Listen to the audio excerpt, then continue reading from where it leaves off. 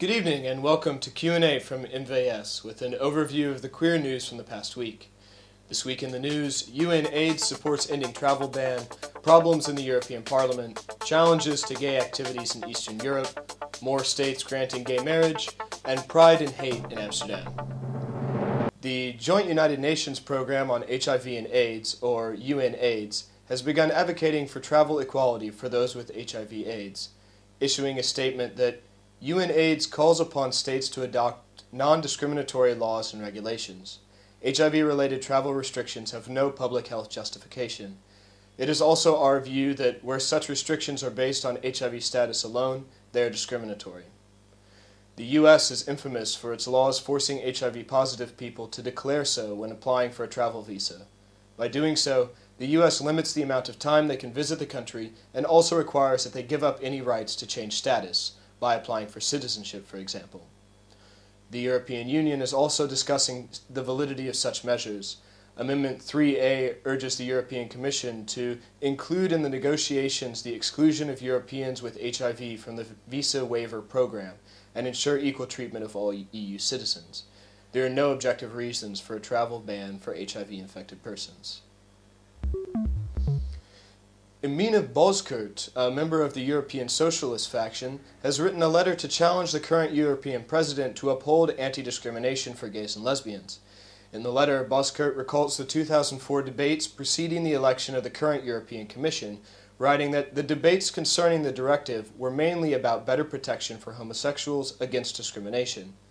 This promised directive will not come if it's left up to President Barroso. Bozkurt is urging as many people as possible to send letters. Also, the Alliance of Liberals and Democrats of the European Parliament has launched a petition which can be found on the website www.signtostopthediscrimination.org. Under international pressure, Budapest police chief lifted a ban imposed on this year's Gay Pride Parade. 15 Hungarian LGBT groups, a Hungarian member of the European Parliament, the mayor of Budapest, and International Lesbian and Gay Association Europe all denounced the decision to bar the parade. Chief Gabor Toth said the parade, scheduled for July 5th, would obstruct major traffic routes in the center of the Hungarian capital. Toth suggested that instead of a parade, the group could hold Pride in a fixed location. The LGBT group said that the parade has been held along the proposed route for several years without problems. The groups also said that holding Pride in a park or stadium would in effect hide it from the public eye, basically forcing gays into a police-ordered closet. The Lesbian and Gay Association Europe accused Toth of caving in to the threats of ultranationalists. Peaceful LGBT pride marches have taken place in Budapest for years. However, last year the participants of Budapest Pride March experienced attacks by right-wing extremists. LGBT groups are asking the European Court of Human Rights to order Moscow to pay around 30,000 euros in compensation for banning gay demonstrations. The current complaint involves the banning of a 2007 demonstration outside the Moscow building that houses an EU office, where gay activists hope to draw attention to the mayor's refusal to allow a gay pride parade. The court already has complaints before it over pride parade bans in 2006 and 2007, and event organizers say they intend to file another complaint over the city's refusal to grant a parade permit this year. The court, based in Strasbourg, France, has not indicated when it will hear any of the cases. In similar cases brought by gays in other European cities where pride parades were barred, the court has ruled for the LGBT groups.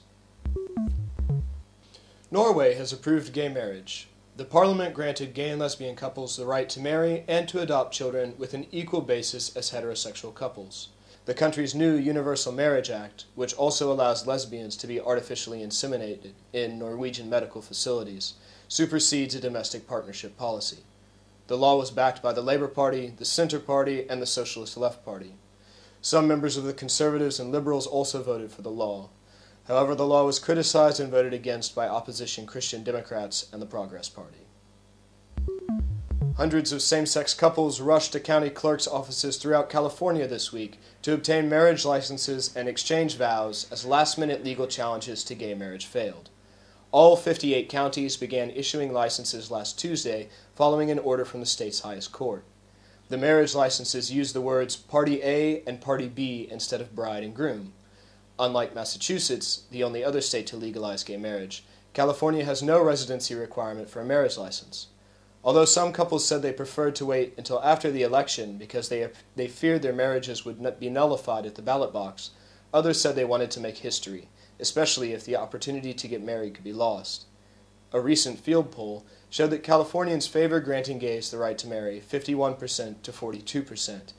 It was the first time in 30 years of California polling that the scales tipped in that direction. Amsterdam council member Yvette Lont has left the Christian Union. This comes after the party answered no concrete answer on the question of whether or not someone who is a practicing homosexual can represent the Christian Union. Lont has decided to go provisionally on her own as a council member in Amsterdam Zuidoost. By failing to answer the question, Lont charges that the Christian Union is wishing sin and therefore breaking God's laws.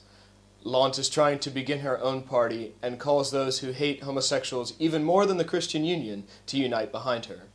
Lont advocates excluding homosexuals from administrative functions. From July 29th to August 3rd, Amsterdam will celebrate Pride Weekend, with a peak on Saturday, August 2nd for the Gay Pride Canal Parade, now in its 13th year. The theme for the Canal Parade is dominated by religion, with the motto Geloof, Hoop en Liefde, or in English, religion and colorful respect. Organizers have argued that religion is important to address because of issues such as gay clergy, administrators refusing to perform marriages, and the strained situation between homos and Islam. And now for an overview of the agenda. Tonight at Marcanti in Amsterdam is the Mirrorball Party, hosted by Mayday and with special guest RuPaul. The party begins at 11. You can find more information at www.mirrorballparty.com. Toon Uphoff will organize a race for gay bikers in De Swift in Leiden from 12 o'clock noon. You can sign up for the race, which is called Show Yourself. More info at www.show-yourself.nl. The art exhibition Gewoon Anders is running at the Cobra Museum until September 21. The exhibition includes over 100 pieces by some 35 artists, including Gilbert and George, Nan Golden, Marlene Dumas, Irvin Olaf, Wolfgang Tillmans, Marlene McCarthy, and Rashid Ben Ali. Also, a 9-meter-high monumental statue of the David in bright pink and canary yellow by Hans-Peter Fellman.